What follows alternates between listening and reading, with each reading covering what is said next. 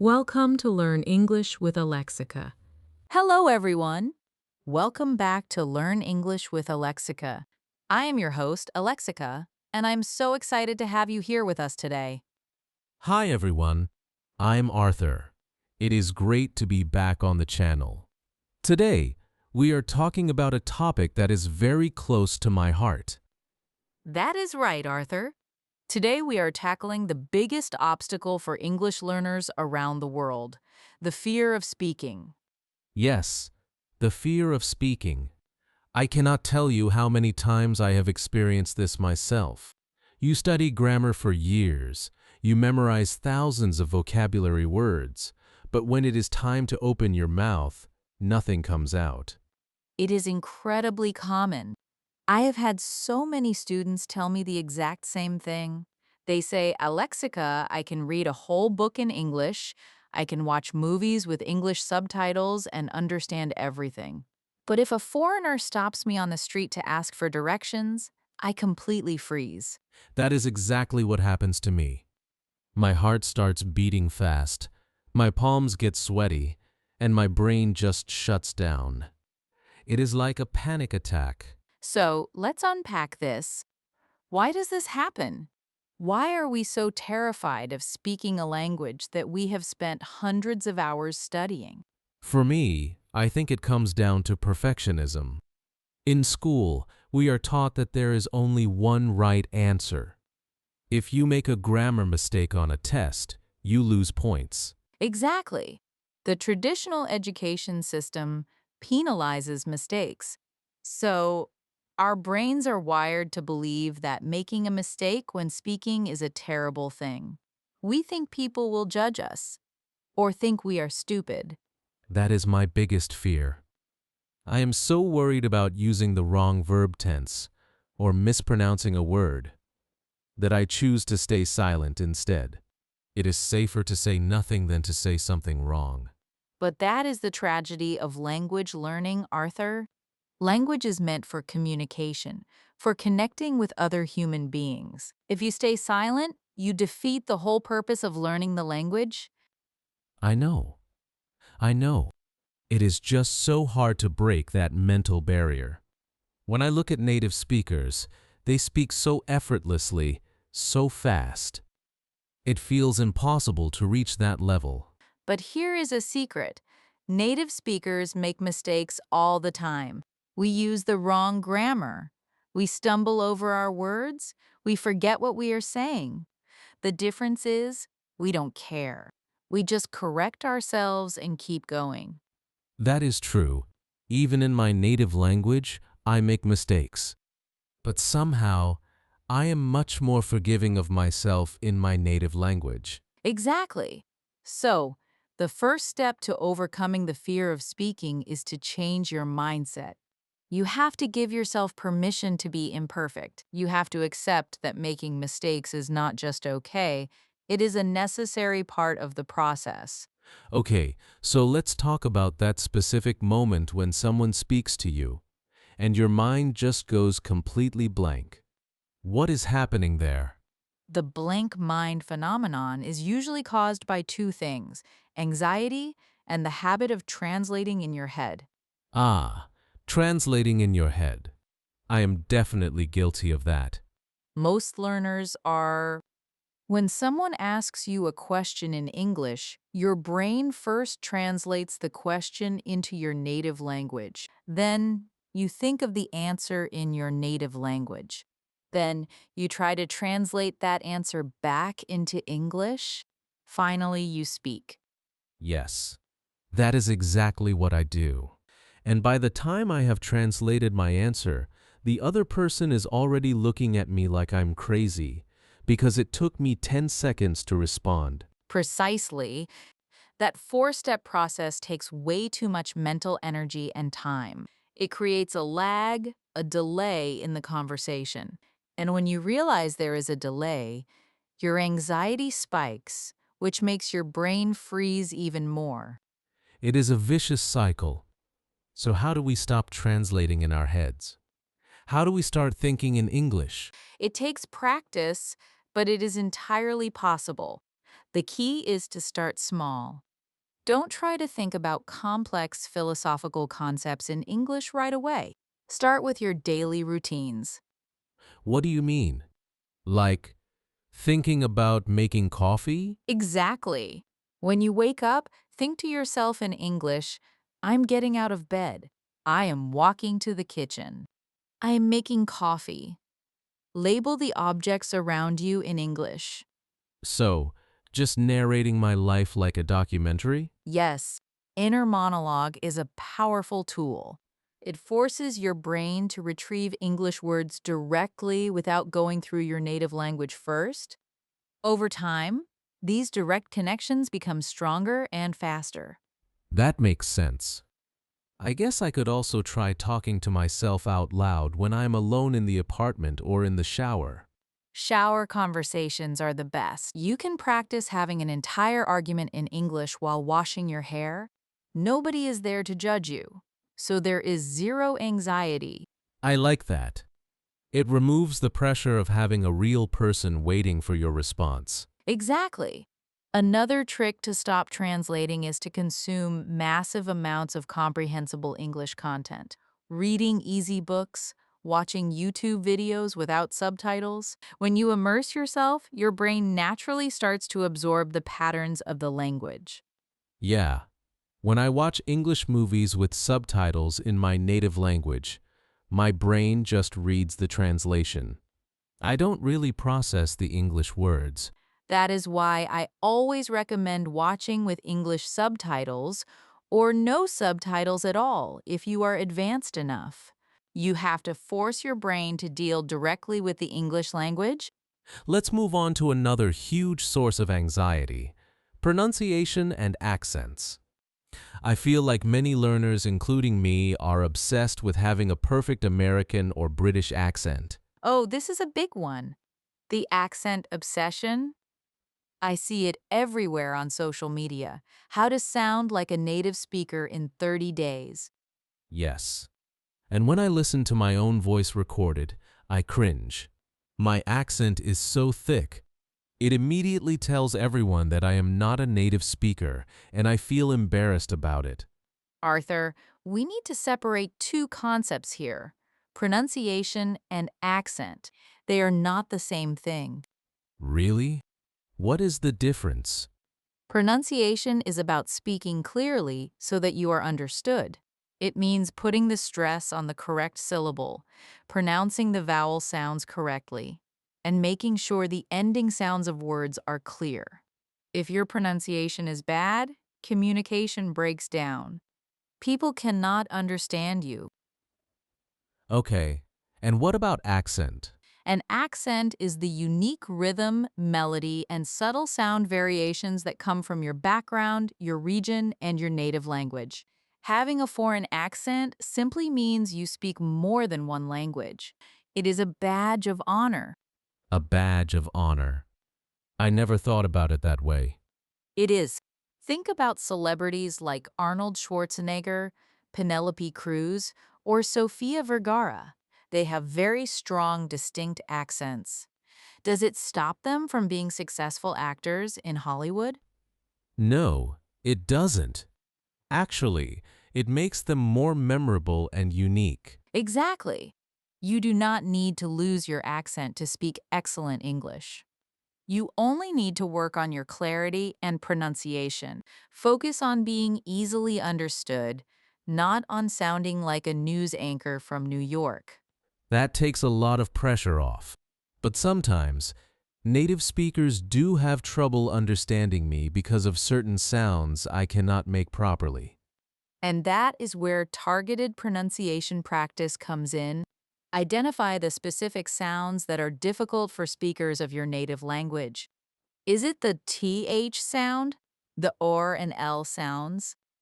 Work on those specifically. Yeah, the TH sound is a nightmare for me. I always say tink instead of think. That is very common. But you can fix it with muscle memory. Speaking a language is a physical activity. Your tongue, your lips, your jaw, they all need to learn new movements. It is like going to the gym for your mouth. That is a great analogy. You have to do the reps. Practice in front of a mirror. Watch videos showing the exact mouth position for the TH sound and copy it repeatedly until it feels natural. So, focus on clarity, not perfection, and embrace the accent. I will try to remember that next time I feel self-conscious. So we talked about talking to yourself in the shower, but what are some other practical exercises we can do at home to build speaking confidence? My absolute favorite technique for improving both speaking fluency and pronunciation is called shadowing. Have you ever tried it? Shadowing? Like following someone around? Sort of, but with your voice. Shadowing is an exercise where you listen to a native speaker and you repeat what they say almost immediately, slightly behind them, like an echo or a shadow. Oh, I see. So I just repeat everything they say. Yes, but you try to mimic everything perfectly. Not just the words, but the intonation, the rhythm, the pauses, the emotion.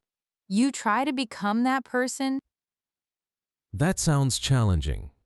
Where do I even find audio to shadow? You can use anything: YouTube videos, podcasts, TED Talks, even audiobooks. Choose a speaker whose voice and style you like. Maybe someone who speaks clearly and not too fast. So I play the audio and I talk over them? Exactly. Let me break down the steps for beginners.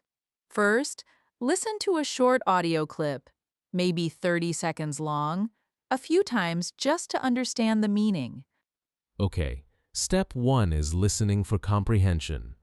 Right. Step 2, read the transcript or subtitles out loud by yourself. Make sure you know how to pronounce all the words. Step 3, play the audio and read the text out loud at the exact same time as the speaker. Match their speed. Wow, reading at native speed. That is going to feel very fast. It will. Your tongue might get twisted at first. That is normal. That is your mouth muscles getting a workout. And finally, step 4, the actual shadowing. Play the audio, but don't look at the text. Just listen and repeat a split second after the speaker. This sounds like a fantastic way to train the rhythm of English. English has a very specific rhythm, right? It goes up and down, and some words are stressed while others are swallowed. Yes, English is a stress-timed language. We emphasize the important words, nouns, main verbs, adjectives, and we rush through the grammar words like prepositions and articles. Shadowing teaches your body to feel this rhythm naturally without thinking about rules. I am definitely going to try this. It seems like a great way to practice speaking without needing a partner and without the fear of making a mistake in front of someone. It is the ultimate safe space for practice. Do it for 10 minutes a day, and within a month, you will notice a massive difference in your fluency and your confidence when speaking out loud. Okay, so practicing alone in the shower and shadowing audio is great for preparation. But eventually, we have to face the real world. We have to talk to actual people. How do we make that jump? That is the scariest step, but also the most rewarding one. The key is to create a low-pressure environment for your first real conversations. Do not start by trying to give a business presentation in English to a room full of executives. Haha, definitely not. My heart would explode. Exactly. You want to start small. The best way is to find a language exchange partner or a friendly tutor online. A language exchange partner. How does that work? There are lots of apps and websites where you can connect with people who want to learn your native language, and in exchange, they help you with English. It is a mutually beneficial arrangement. That is a good idea because they are also learning a language. They understand the struggle. They are less likely to judge me. Exactly. Empathy is built into the relationship. You spend 30 minutes speaking English so you can practice, and then 30 minutes speaking your native language so they can practice. When you see them struggling and making mistakes in your language, it makes you realize that making mistakes is completely normal. It humanizes the process. But even then, the first time I call a stranger on the internet to speak English, I am going to be terrified. What do I even talk about? Preparation is your best friend here. Before the call, write down a few topics or questions on a piece of paper. Things like hobbies, travel, movies, or cultural differences. So having a cheat sheet, I like that. Yes, a cheat sheet. And prepare some survival phrases.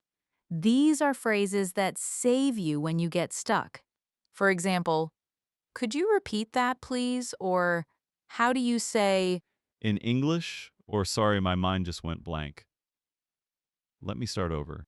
Oh, survival phrases are brilliant. Because the panic usually hits when I don't understand what the other person said, and I don't know how to ask them to clarify without sounding stupid.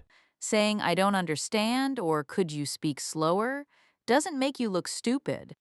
It makes you look like a proactive learner who wants to communicate effectively. Native speakers appreciate it when you ask for clarification. It shows you're engaged. That is a good perspective shift. We always assume native speakers will be annoyed if we are slow, but most people are actually quite patient and supportive if they know you are learning. Exactly. People generally want to connect. They are not waiting with a red pen to grade your grammar. They just want to have a conversation. Speaking of conversations, I think one of the best ways to overcome the fear of making mistakes is to realize that everyone makes embarrassing mistakes, and the world doesn't end. Do you have any funny stories, Alexica? Oh, absolutely. I was learning Spanish a few years ago. I was at a restaurant in Madrid and I wanted to tell the waiter that the food was very good. In Spanish, good is bueno. Okay. So what did you say? Instead of saying la comida está muy buena, I somehow got confused and used the word for, well, let's just say I used a word that meant I was romantically attracted to the chicken. Oh no! What did the waiter do? He just burst out laughing, and the whole table laughed. At first, my face turned bright red. I wanted to sink into the floor and disappear. I would have died of embarrassment right there. I felt like dying for about 10 seconds. But then I saw that they were not laughing at me in a cruel way. They thought it was genuinely funny and cute, so I started laughing too. And you know what? I never, ever made that vocabulary mistake again. That is the beauty of mistakes. They create strong memories.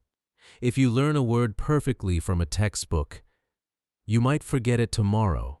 But if you make a humiliating mistake with a word in public, it is burned into your brain forever. Exactly. Mistakes are the stepping stones to fluency. Every mistake you make is a piece of data. It tells you what you need to adjust. If you don't make mistakes, you're not pushing your boundaries. You are staying in your comfort zone. I have a story too. When I was first learning English, I was at a networking event. I wanted to tell someone that I worked in the public relations department, but I was nervous and I mixed up my vowels. Instead of saying public relations, I said pubic relations. Oh my goodness. No way. Yes way. The guy just stared at me with his eyes wide open. He politely coughed and said, "Excuse me, what department?" Then I realized what I had said. I tried to correct it, but I just kept stuttering. That is hilarious and terrible. But did the world end? Did the police arrest you for bad English? No, they didn't. He realized I was a non-native speaker, figured out what I meant, and we actually had a good laugh about it later. It broke the ice, honestly. See? Vulnerability connects people.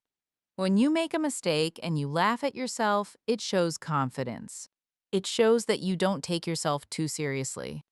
That is the ultimate goal, isn't it? To be okay with looking a little bit silly sometimes. Yes, you have to develop a thick skin. Children are the best language learners because they have no ego. A baby babbles, falls down, makes weird noises, and doesn't feel embarrassed. As adults, our ego is our biggest enemy in language learning. We are almost out of time, but we have a few questions from our viewers. Let's do a quick Q&A. The first question is from Sarah. I have an important job interview in English next week. I am terrified of freezing. Any quick tips? Great question, Sarah. For high-stakes situations like an interview, preparation is key. Write down the 10 most common interview questions and practice your answers out loud. But don't memorize a script. If you memorize a script and forget one word, you will crash. Instead, memorize bullet points or key concepts. And right before the interview, take deep breaths to lower your heart rate. And remember that it is okay to ask for a moment to think. You can say, "That is a great question. Let me think about that for a second." It gives you time to gather your thoughts in English. Excellent advice, Arthur. Second question from David. Is it better to speak fast with mistakes or speak slowly and perfectly? Oh, I struggle with this one. I always try to speak fast to sound fluent, but then my grammar completely falls apart. Most people think speed equals fluency. It does not. Fluency is the ability to communicate smoothly without stopping constantly. It is much better to speak at a steady, moderate pace with fewer mistakes than to rush, stumble, and confuse the listener. Speaking a bit slower gives your brain time to process the grammar and choose the right words. Slow and steady wins the race. I like that. All right, it is time to wrap up. Arthur, what is the biggest takeaway for you today? For me, it is the realization that the fear is mostly in my head. Native speakers are not judging me. My accent is fine as long as I am clear. And the only way to overcome the fear is to face it, open my mouth, and be willing to make mistakes. Beautifully said. To all our viewers out there, your English does not have to be perfect to be powerful. Your voice deserves to be heard. So this week, I challenge everyone to have at least one conversation in English. Talk to a friend, talk to a language partner, or even just talk to your pet in English. Just start speaking. Thank you so much, Alexica. This has been incredibly helpful. Thank you, Arthur, and thank you to everyone watching. Keep practicing, keep making those wonderful mistakes, and make sure to subscribe to Learn English with Alexica so you don't miss our next video.